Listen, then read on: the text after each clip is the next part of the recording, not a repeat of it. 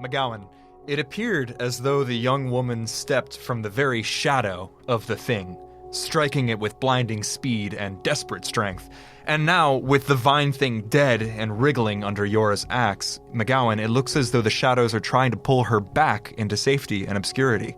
They veil her like a robe of smoke. You cough. Najma, the figures you see before you swim and blur as the pain in your legs returns.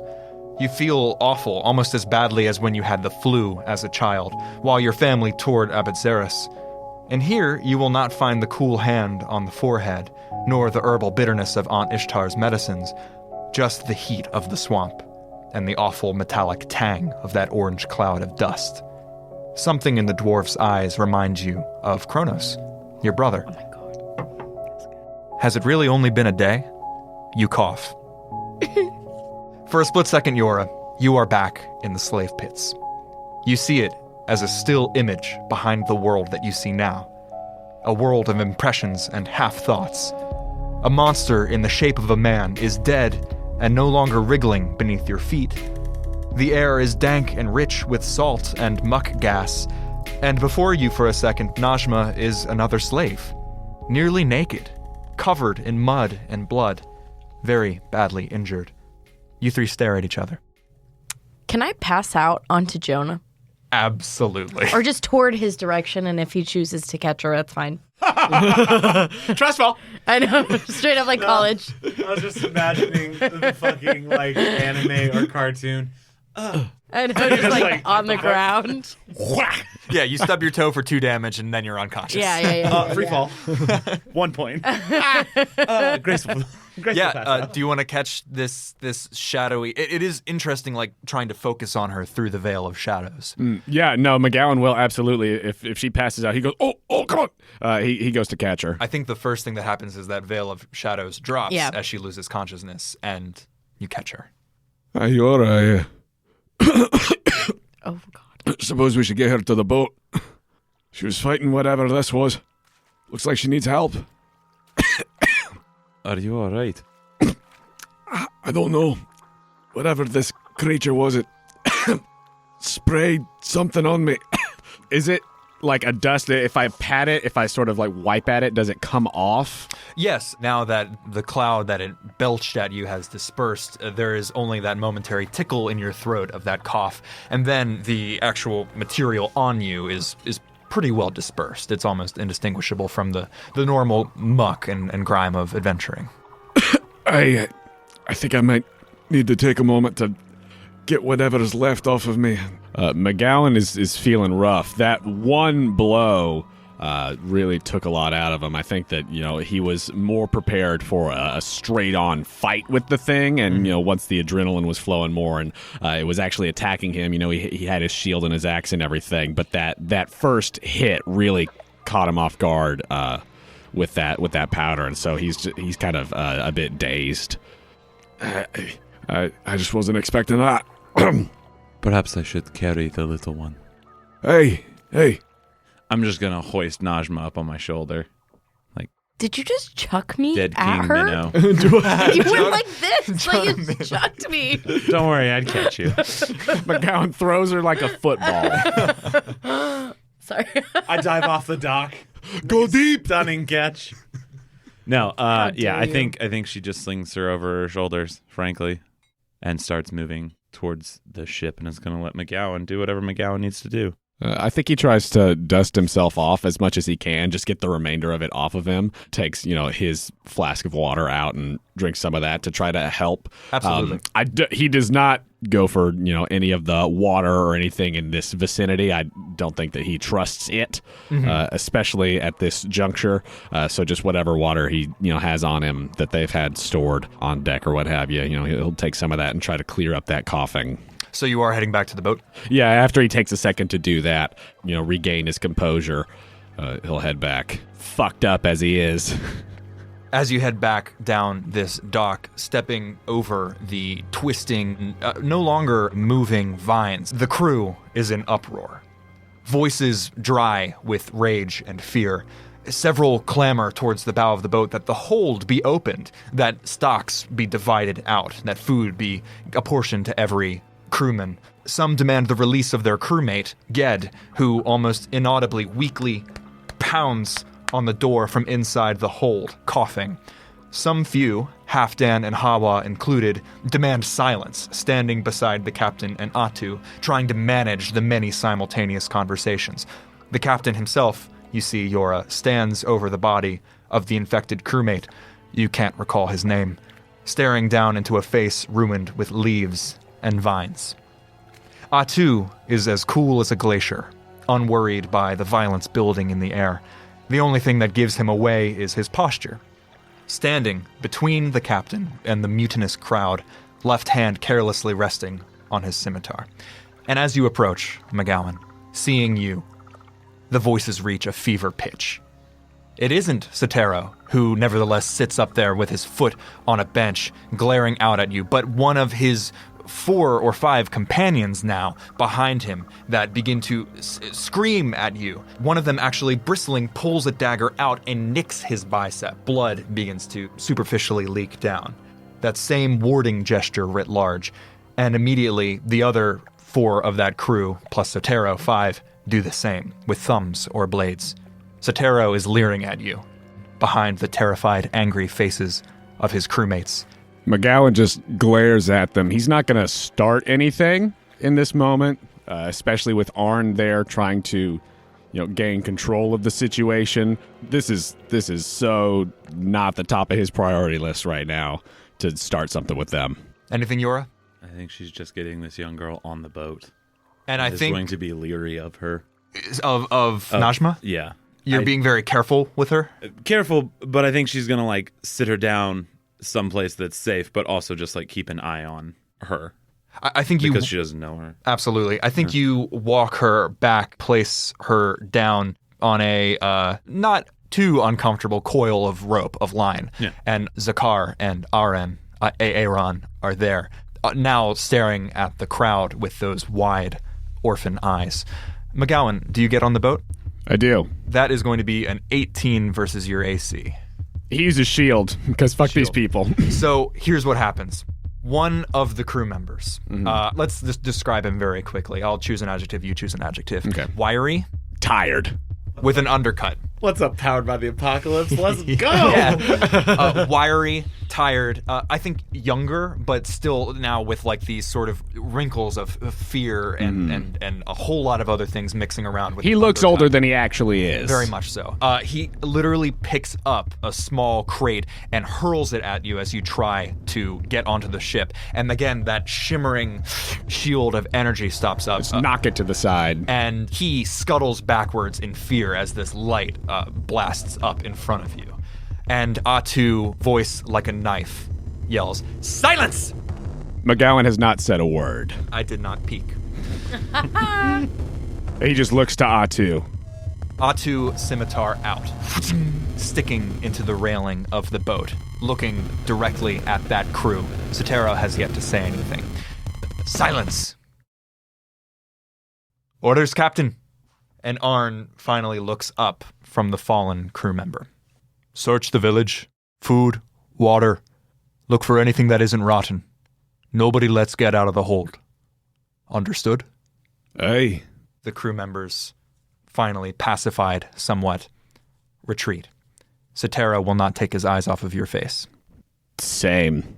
What's the plan? MacGowan goes over to Atu and says, "Hey, don't know if you saw, but Jøra and I found a young lass over on the other side of the village. I don't know if you caught sight of what that creature was either, since there was plenty going on over here, but I saw enough." Aye. Well, is she all right to rest here? She passed out. I think he is now back to that sort of glacial cool. His back has never left his captain. He has always placed his body in between Arn and whoever comes nearby. And I think he barely spares a glance to the girl. I don't think he can get much out of looking at her. She's muddy. She looks bad, but she doesn't look like the crewman who had the vines and the leaves climbing out of his throat. Right. I think he barely spares a glance and says, "Keep her away from the other crowd." That's my advice. Aye. whatever this was attacking her as well, so it seems as though for the time being at least, she's like us, not part of whatever's happening here.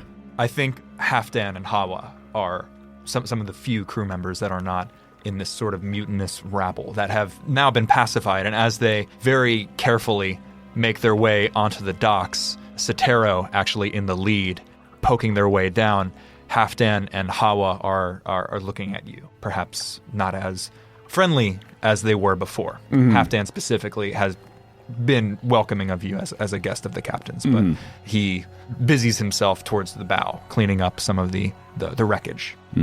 Jøra, are you doing anything in particular to care for this young woman?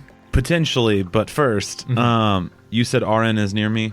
Yes, the two boys are Cool. at your side. I think Zakar is very much on his behavior since you have been including him. Train the children. Nice. Your Padawans. My Padawans of bloodlust. I'm just going to grab Arin's arm, the one that's been hurt, and look at it. Like, I think it's just a very unceremonious, like, grab and turn towards me to, like, look at it. Medicine check. Yeah. Let's see how this goes. Good. Well, that's a 10. It's been cleaned, Okay. wrapped lightly. It just looks like a small puncture wound. Bye, Arin. Then I think she's just going to let go of it. I think it's a wordless thing, and then I'm just going to, I guess, try and inspect this girl. Medicine check. Don't kill me while you're trying to inspect me. Natural 20. Oh. She is Yay. Really, it's not going to do anything, but okay. she is Wish I had gotten that on Arin. She is very injured. She appears to have intense bruisings and possibly even sprains among her feet and lower extremities, some sort of impact or bludgeoning perhaps. As for this fight, you can tell she was in no way hit by the claws or punctured or pierced in any sort of way. Her skin is mostly unbroken.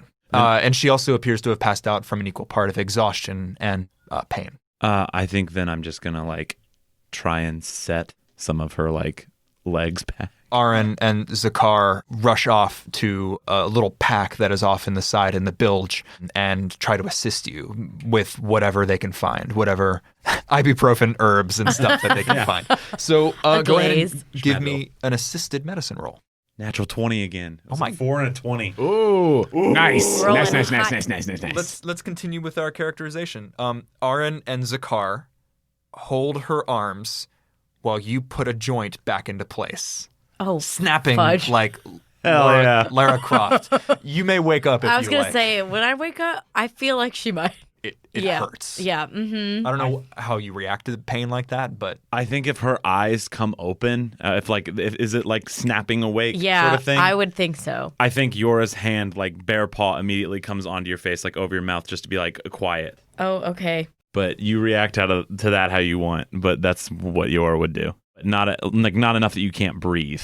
Misread it however you want. But like, I'm just telling you. Okay, keep going. She's good. If you calm down from snapping awake, then she'll take the hand off. Yeah, I think she just lets you. Like, she knows you're trying to help, I think. I think there's also an instant relief as your joint is roughly but very expertly. I think it's almost like pit medicine. Yeah, that's what I assume too. Yeah. It's like the Far Cry 5 where you're like digging a bullet at yourself and you're like wrapping a stick and you're like, there's a bullet. Oh, there's a stick sticking out of my literal guts. You get shot in the head and you like relocate your finger. Exactly. And you're like, I healed. Yeah. This will count as like a short rest if you like. Please roll them hit dice Bless. if you like. And anybody else who would like to, unless you're going to join the searching of this small town. I'm going to use them all. I'm going to take you up on that offer. Let's see here. I'm probably going to go search the town. I think once I know that she's up and seems to be less of a... Yeah. The fact that she didn't like punch me 7 times in the neck, you know what I mean, or try and stab me. Mm-hmm. I think it's like, okay, and if I see MacGowan's going to be staying here and Arn and Atu, then I feel safe enough to not let the other chunk of the crew go die in this town, I think is her assumption. You're confident in the boat itself being now Safe. Jøra, having finished your ministrations and Najma is now breathing peacefully and awake, Zakar takes out a little water flask and offers it to Najma. Oh, yeah, she'll take it. Poison! Sorry, I was like, wait. You're dead! MacGowan, what does it look like when you are resting on the boat? I think that his resting is just continuing to like drink water and self-evaluation type stuff. As Najma wakes up, would like to like talk with her and kind of give her the lay of the land a little bit with what's Sure. going on here. We'll say that you're doing this as Jøra walks out onto the dock. You know that Sotero and 2 others led a delegation straight up the center of this sort of dock hamlet and have lost sight of them. You can see 2 of the crew very gingerly pushing open a door of this stilt hut right here and looking inside. I know for her, one of the things she wants to keep an eye on is Sotero's group. Is the person that threw the barrel at MacGowan in either of these groups? Actually, this In one, this yes, group? he Okay, didn't cool. go with Sotero. Let's Just- name him. Eliat. Barrel tosser, McGee. I know. I was like, what's something barely? Nah, like a shitty young person name. Stuart. Sorry, Stu. Yeah, what's he say? Eliat? That sounds pretty good. Eliat. He's had a hard life. He's had a hard life, and it's gotten a lot harder in the last, 6 hours specifically. Eliat and another crew member are looking in this stilt hut. So you are patching yourself up. Self-care. Yeah. Self-care is so important, guys. With Najma. All right, he's gonna do some deep breathing exercises. Gonna meditate for a minute here. You pull out Find a pack your of booch. uppiness. Uppiness. Yeah, I once knew a bard named Deepak. Are the boys still here? Did they go with Jøra? The boys are definitely still on the boat. I don't think she would have let them come with her. Are they right with us though, or are they doing other business at this point? Then You can send them off. okay, yeah, somewhere if you I'll like. send them off just because Yeah. I want to. Yeah, but send the boys off to do other boat business and say, "Hey, what's your name?" Najma, Like MacGowan. you have very, very, very kind eye. And I just want to touch his little face. It is very weathered. You are very, very, very old. And I take it off. Hey, I'm over 300. I'm 16. I'm 316 actually. So I'm fine. Didn't know you want to play it that way. no, it's literally on his character Okay, sheet that he's great. 316. Though. Oh, That's I love just funny. Hey, I saw when you were fighting that plant creature. You are gifted. Yes. I would be careful showing your gifts with these people. You two do not like to punch? No. Oh, no, the punching's fine. It's more of the leaping in and out of shadows that I was referring to. Oh. Hey. What do you call that art, Najma? Is it something that many wrote it people down. can do, or is No. it specifically something Najma's developed? It's just for Najma. But she calls it Shadow's Breath. Yeah. The leaping in and out of the shadows, I saw you jumped from place to place. Do you like to do magic too? Shh. Do you like to do magic too? It is not that I like to, but I can. It is something I am still trying to understand. These people, they are wary. They are frightened. People who can do things as we do. Okay, I do not do. But I do one thing for you. Hand, and I take his hand. I'm going to try to read his palm. Absolutely. Okay, great. What is this? Is this a wisdom or I think... insight, I would think. I would think insight as well. Nice. It's a 10.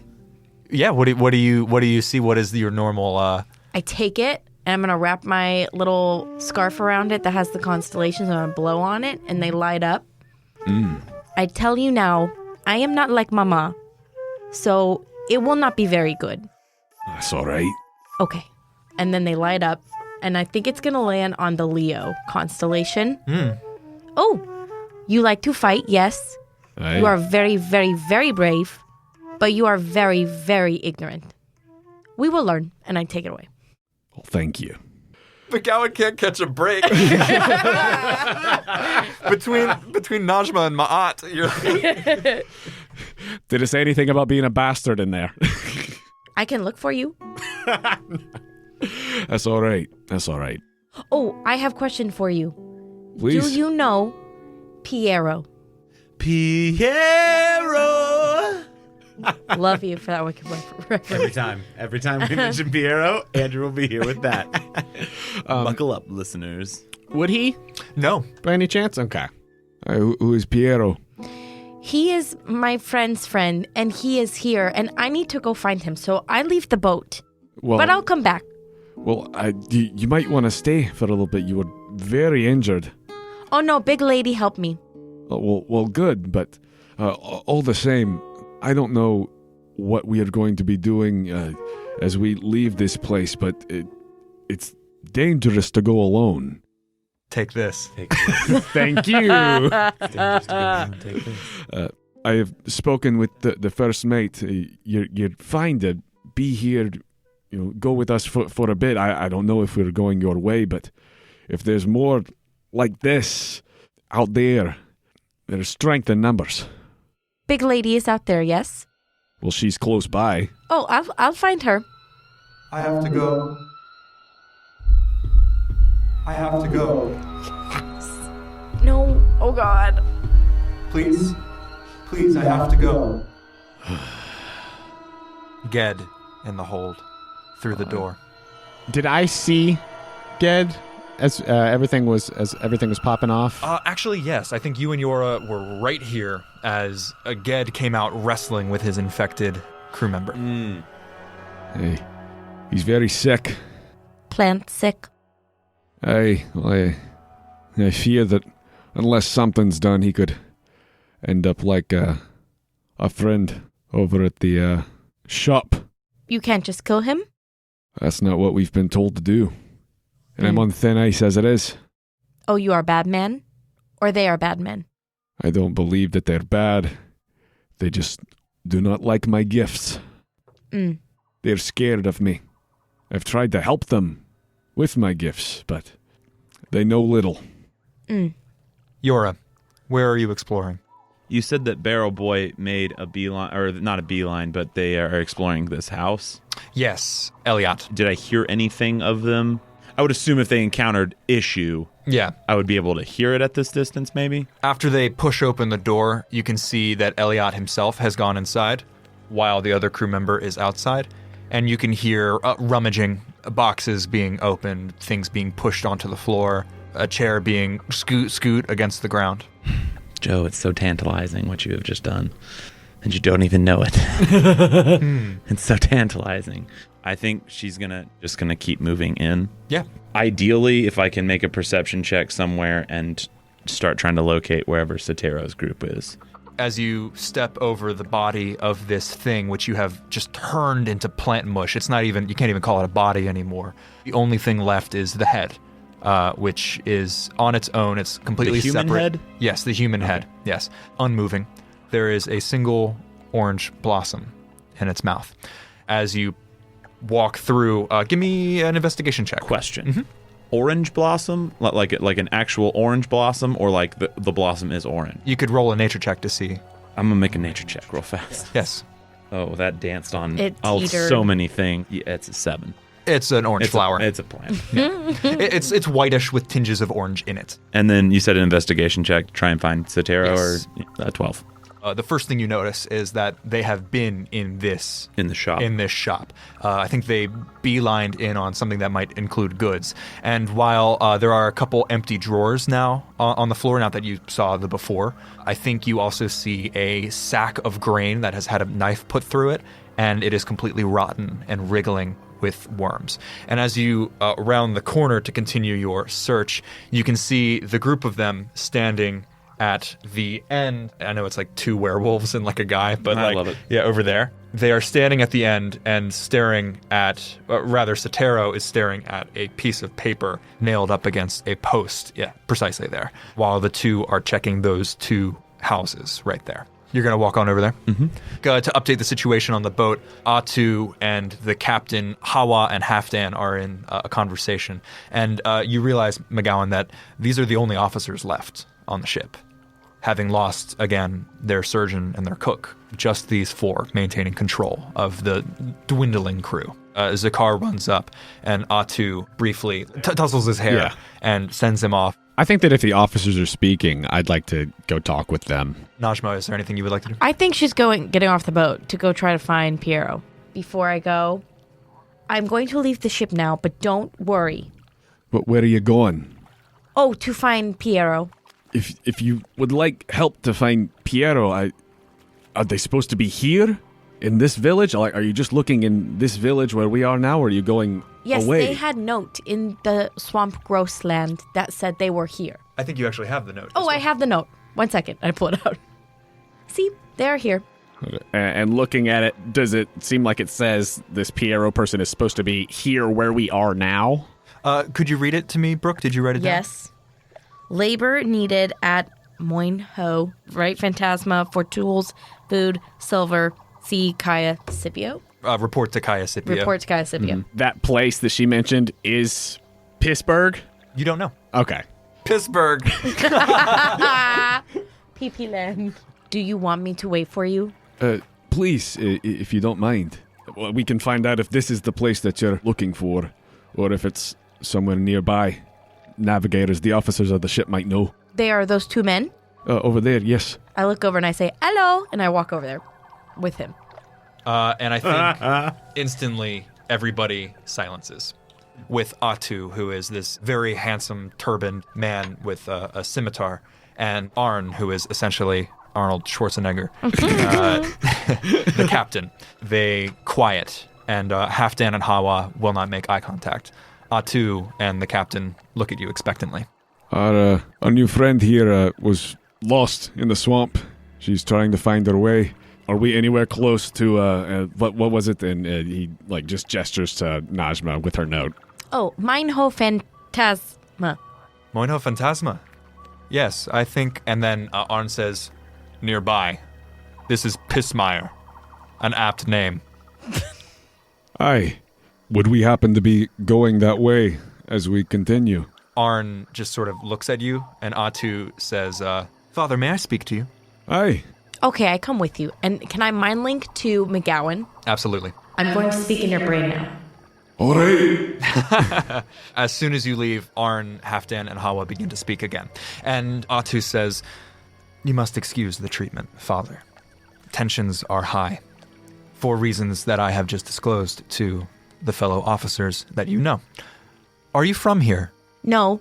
What is your name? Najma. I am Atu. I am this vessel's first. We need food. Aye. We need water.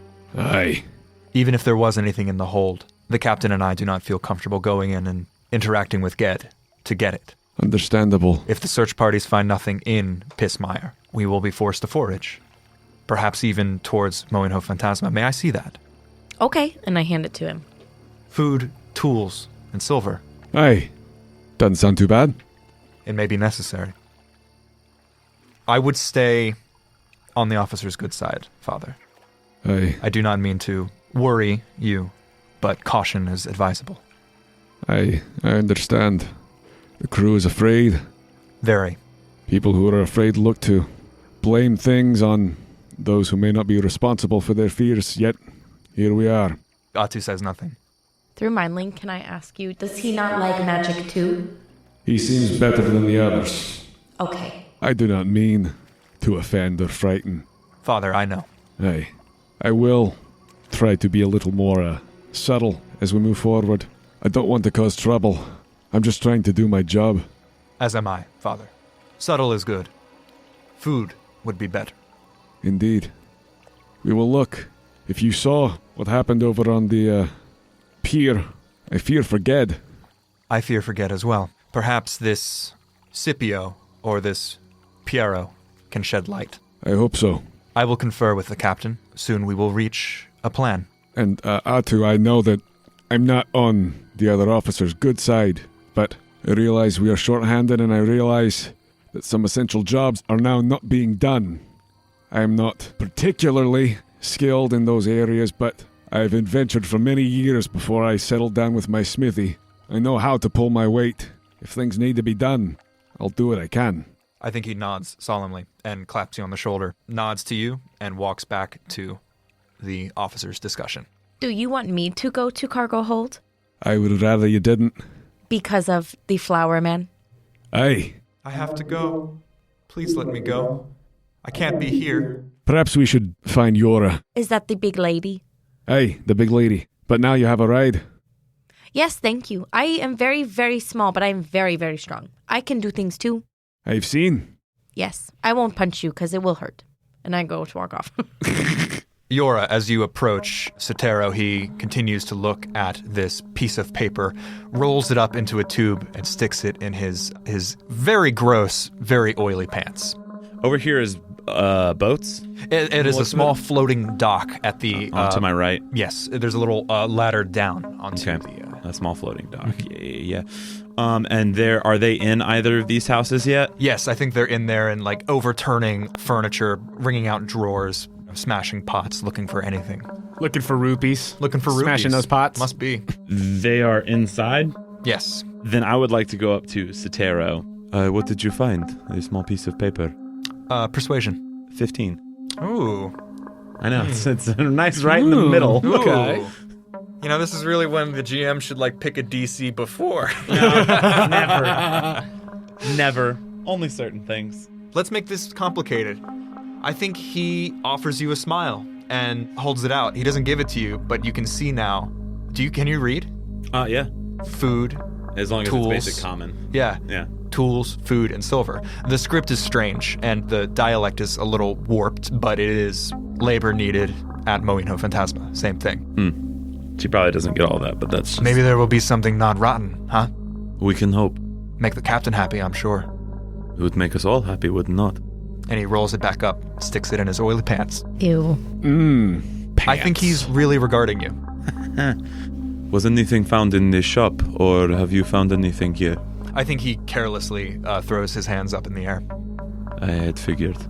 Whatever was here, I think, has robbed this place of any form of nourishment.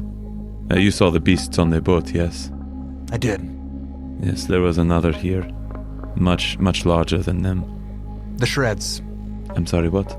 The shreds. Ah, yes. Your handiwork? Yes.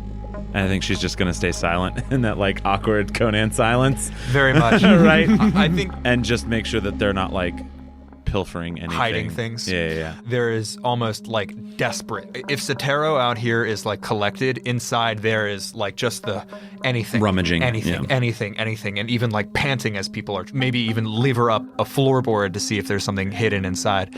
And nothing. I would say the vibe is cursed. The vibe is not happy. Vibe check? Can I down the docks, like, looking this way? Can I see if Eliat and other sailor are still in that house, or... I definitely think they've left the house, Moved and on. there are probably some crates and similar here where they are sort of pouring out what looks like piles of fish. I'm going to make my way back around towards them. Because at the end of the day, if they find something, they're going to eat it anyway, or I'm going to have to kill them all. So, like... Right. And I think she knows that, so there's no point in policing. It's that kind of, like, stalemate of... Like, they'll either find Yeah. a crate that they'll have to carry, or they'll find a single, like, apple and they'll eat it. Start and so it doesn't slamming matter. it. Yeah. Yeah. How long has it been since you guys had a good meal? Oof. Since we got here in the swamp. So the swamp has been the past couple days, but definitely I think you guys had a meal last night. You are definitely now beginning to feel the day without food. Yeah. Aye. And I have a lot of muscle mass. So. My old Right. bones! you're caloric. I need some calories. Yeah, you need some muscle milk. I think you meet on the dock. Yeah. If we're meeting on the dock, I think that especially after the conversation of going to this other location and maybe there's somebody who knows what to do with Ged, I think that MacGowan does, as we like meet up in this dock area, want to take a second and look at the remains of Dude to see if there's anything specific that might be of use to take to some sort of, medicine person, healer, whatever, to be like, this is what we were dealing with. Do you have any sort of antidote or anything to help? Side note, if there's not like a conversation happening, which I don't know that Jøra cares about, I'm going to turn left and go towards that group. You guys can go wherever you like, but that's where she's going. I think there's a nod of like For sure. acknowledgement, but other than that, at this point, MacGowan is aware of the fact that Jøra's not a talker. Yeah. Do you go with MacGowan to examine the remains? Yeah. Give me a nature check. Is there anything you would like to accomplish? Because I think as you arrive on this dock, almost hemming them in, Eliat turns around and there's just an animal fear in his eyes, just a hunger. Just not even like I'm starving to death, but like this is bad. If we don't have what we need and we're not finding it here, oh God. And I think he turns around half in expectation and half in fear that you found something, but sees you there only with your weapons. Do I know the other guard's name? What's his name? The the other crewman? Let's come up with it together. 'Cause, I want to stay in your flavor. Sure. Well, the thing is, I think specifically what's great about Arn's crew is that they could be from anywhere. Yeah, they could be Zirin, they could be even from, Osko as Halfdan and Arn are. I don't know where Atu's from. I like him a lot, but I don't know where he's from. I love it. I know. That I makes dig. sense, I dig though. Atu a lot. Maybe his name's like Tiern or something. Tiern? Sure. I love that. I love it. I guess we just Give me an adjective and I'll give you an adjective. Large. Large and funny. There we go. I'm so glad that you said large and funny because the first name that came to my head was Tierno, like the companion from X and Y. Tiern nudges Eliat, who almost like flinches at the touch and says, "Don't let her eat me." I love him. I think yours is going to like cock a head. Just be like, "Don't do it." Tiern, may I borrow Eliat for a second? Sure. The captain wants us to inspect this house a second time. And I think Eliat And I'm just going to head in the house. twitching as Tiern waits outside, not watching but watching. Cool, that's fine. Yeah. Cool. If he's within 5 feet, I think she's going to grab him by the throat and push him up against the wall. Oh. Woo! Athletics check, baby. Cool beans. 24. That is a hot 9. Cool beans. His arms go up in like the plank response? Just Where like it's the push away. the push away, but it's And her arm it's just outreach yeah. at that point. I think she's like one arm holding him against the wall right and I think now. Tiern is now in the doorway, just not doing anything, but like watching. Do not harm the dwarf ever again. He is under my protection. And if you bother him one more time, I will eat you. And I let go and leave the room.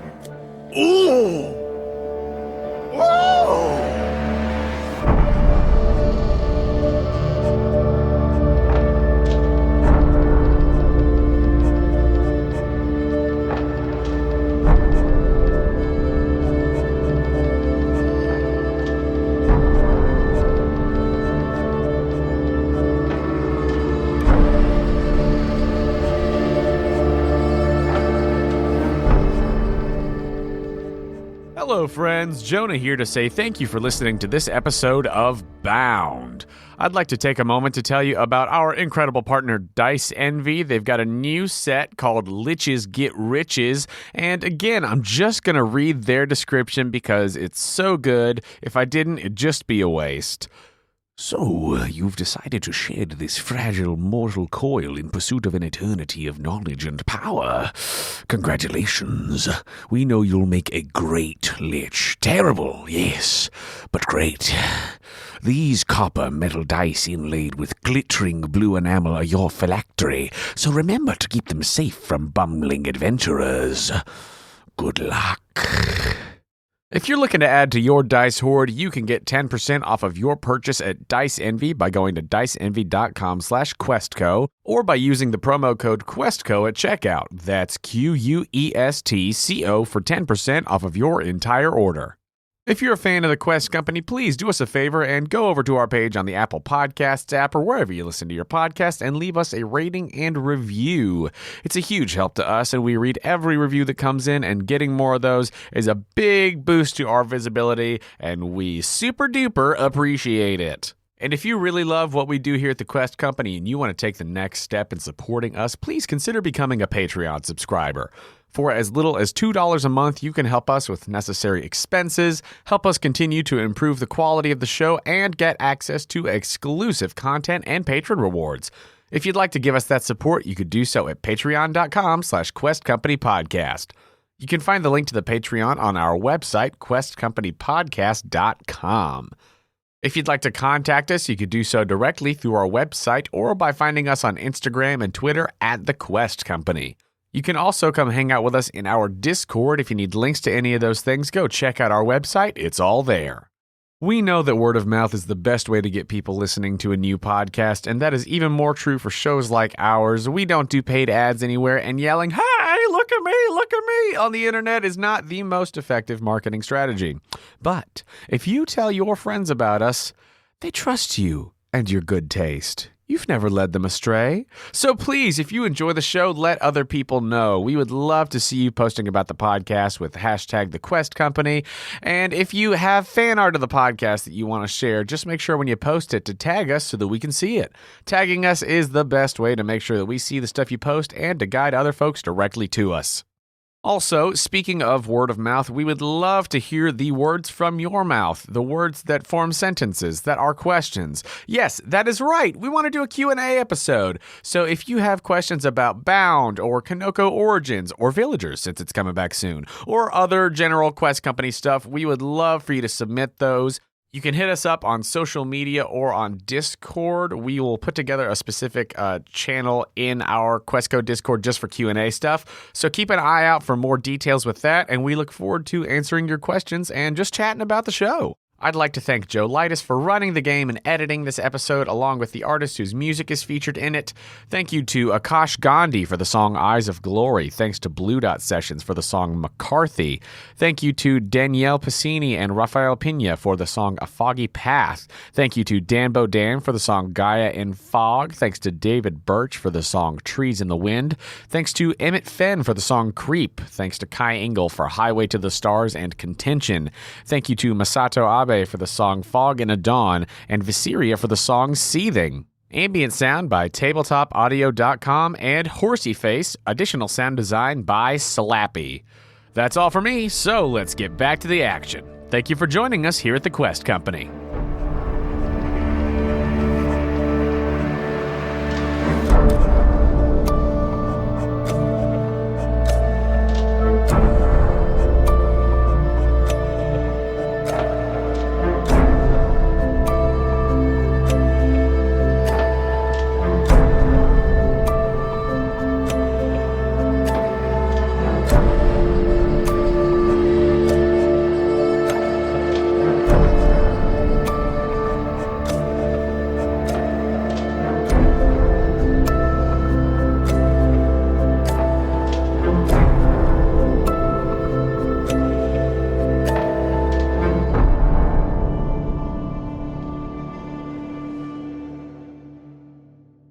Can I make an intimidation check? I don't think you need to. Okay, can I?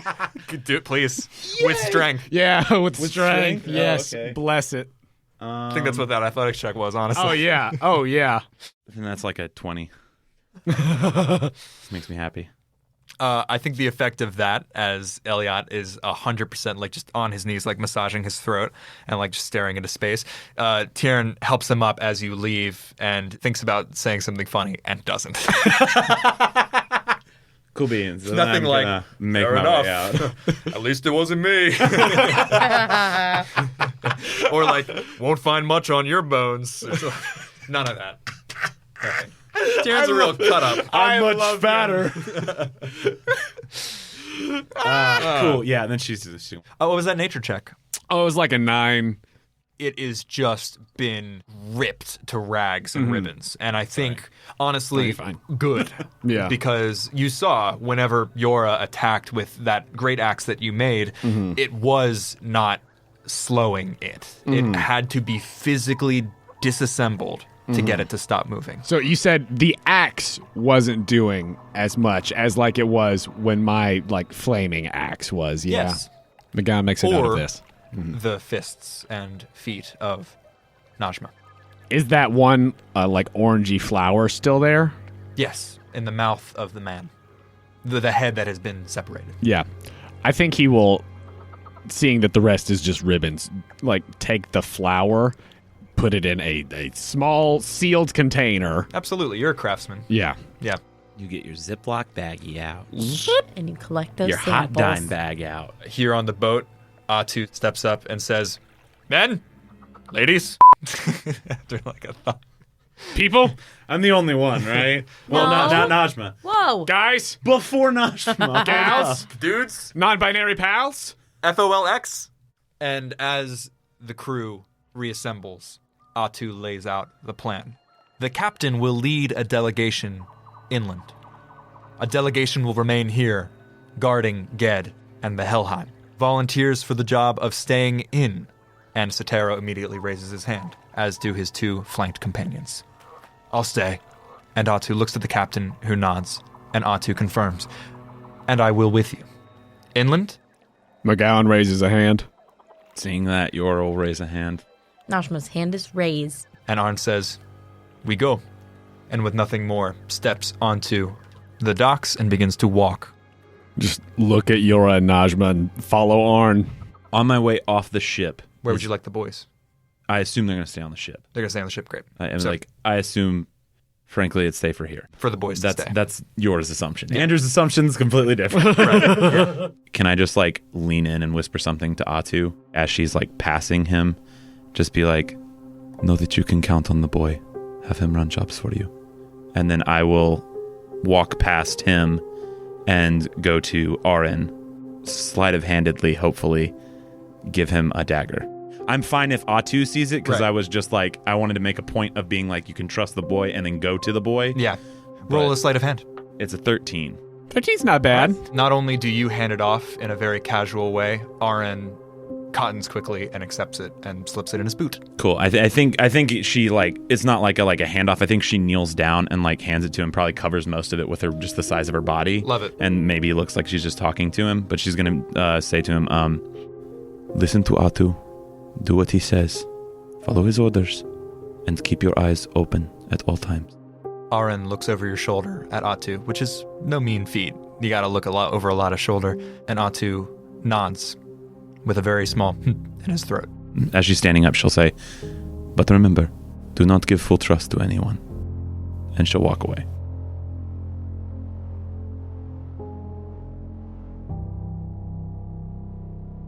I've armed a child. You have armed a child. It is around 9 p.m. Time is meaningless in this dark in the swamp. Time is meaningless as Arn picks through the path, armed with yet another one of these scrolls looking for labor towards Moinho Phantasma, every once in a while consulting a scrap of paper doodled out by Atu and Hawa choosing lefts, rights, moving through the swamp. And eventually, the swamp itself begins to recede.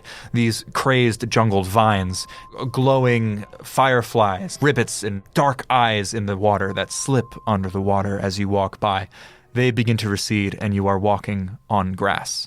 As the moon rises high, now no longer a full moon, as it was in Buran Uwe, now waning, you see, in the light as the trees begin to clear, a structure, something rising out of a hill ahead, and the sound of water.